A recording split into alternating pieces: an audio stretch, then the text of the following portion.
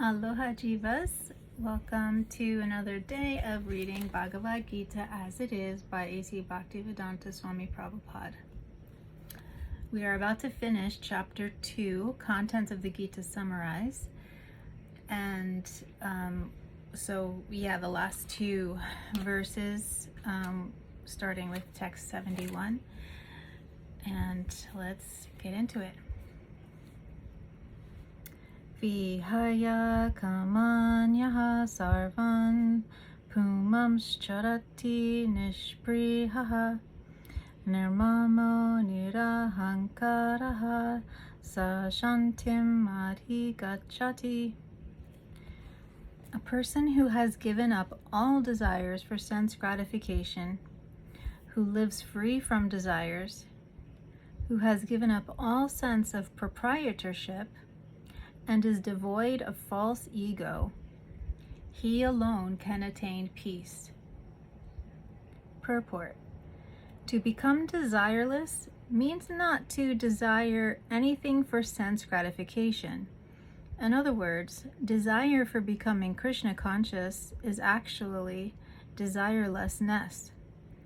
To understand one's actual position as the eternal servitor of Krishna, without falsely claiming this material body to be oneself, and without falsely claiming proprietorship over anything in the world, is the perfect stage of Krishna consciousness. One who is situated in this perfect stage knows that because Krishna is the proprietor of everything, therefore everything must be used for the satisfaction of Krishna. Arjuna did not want to fight for his own sense satisfaction, but when he became fully Krishna conscious, he fought because Krishna wanted him to fight. For himself, there was no desire to fight, but for Krishna, the same Arjuna fought to his best ability. Desire for the satisfaction of Krishna is really desirelessness. It is not an artificial attempt to abolish desires. The living entity cannot be desireless or senseless, but he does have to change the quality of the desires. A materially desireless person certainly knows that everything belongs to Krishna. Ishavasyam idam sarvam. And therefore, he does not falsely claim proprietorship over anything. This transcendental knowledge is based on self-realization, namely, knowing perfectly well that every living entity is the eternal part and parcel of Krishna in spiritual identity, and therefore the eternal position of the living entity is never on the level of Krishna or greater than him. This understanding of Krishna consciousness is the basic principle of real peace. So it requires a humility.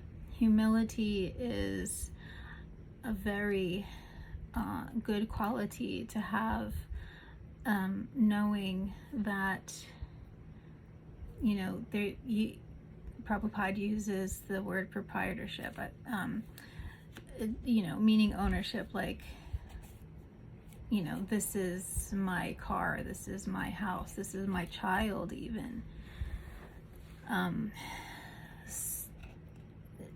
In reality, it's all of the divine, like it's all made of the divine. In every atom, there is a spark of divinity. Krishna can control literally everything. And so therefore, we are the instruments and should use all of these material objects as instruments for the divine will. And remember, the divine will is our ever well-wisher. The divine is serving love. Krishna himself is serving love. So be humble. I think that there is, a lot of misleading happening in the New Age concept of manifestation. If you believe it, it will come true. If you just believe in it hard enough, you just feel it hard enough. It's not quite so simple. Yes, it's true, and I believe that all possibilities exist, but it's not so simple that we just have to believe it so much that it will actually manifest, because we're not alone and we are not the controller. So ultimately everything is up to the will of the Lord, and also our karma comes into play. This is what I believe. And so to put the onus on somebody that oh, you're in your situation because you're just not in the right state of mind, you're not this or you're not that, can really be harmful to somebody that's already down and out. So yeah, because I'm sure they're wishing and praying as hard as they can to not be in whatever suffering that they're in, or to have whatever it is they need. But remember, there is karma at play that people have to experience to be free from, and also lessons that they need to learn. So yeah, it's a two-way street, right? We have to make the effort, but also there's what's called the descending potency, where there has to be under the will of the Lord as well. So yeah, okay, let's move on to our last verse here, text 72. Esha brahmis dittiha partha nainam prapya vimhuyati stitvasya manta kale pi brahma nirvanam richati. That is the way of the spiritual and godly life, after attaining which a man is not bewildered. Being so situated, even at the hour of death, one can enter into the kingdom of God. Purport. One can attain Krishna consciousness or divine life at once, within a second, or one may not attain such a state of life, even after millions of births. It is only a matter of understanding and accepting the fact.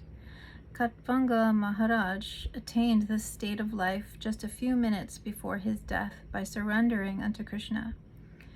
Nirvana means ending the process of materialistic life. According to Buddhist philosophy, there is only void after the completion of this material life, but Bhagavad Gita teaches differently. Actual life begins after the completion of this material life. For the gross materialist, it is sufficient to know that one has to end this materialistic way of life. But for persons who are spiritually advanced, there is another life after this materialistic life. Before ending this life, if one fortunately becomes Krishna conscious, he at once attains the stage of Brahma Nirvana. There is no difference between the kingdom of God and the devotional service of the Lord, since both of them are on the absolute plane. To be engaged in the transcendental loving service of the Lord is to have attained the spiritual kingdom. In the material world, there are activities of sense gratification, whereas in the spiritual world, there are activities of Krishna consciousness. Attainment of Krishna consciousness, even during this life, is immediate attainment of Brahman, and one who is situated in Krishna consciousness has certainly already entered into the kingdom of God. Brahman is just the opposite of matter. Therefore, Brahmi Stitihi means not on the platform of material activities. Devotional service of the Lord is accepted in the Bhagavad Gita as the liberated stage. Therefore, Brahmistitihi is liberation from material bondage. Srila Bhaktivedanta Thakur has summarized this second chapter of the Bhagavad Gita as being the contents for the whole text. In the Bhagavad Gita, the subject matters are Karma Yoga, Jnana Yoga, and Bhakti Yoga. In the second chapter, Karma Yoga and Jnana Yoga have been clearly discussed, and a glimpse of Bhakti Yoga has also been given as the contents for the complete text. Thus end the Bhaktivedanta purports to the second chapter of the Srimad Bhagavad Gita in the matter of its contents.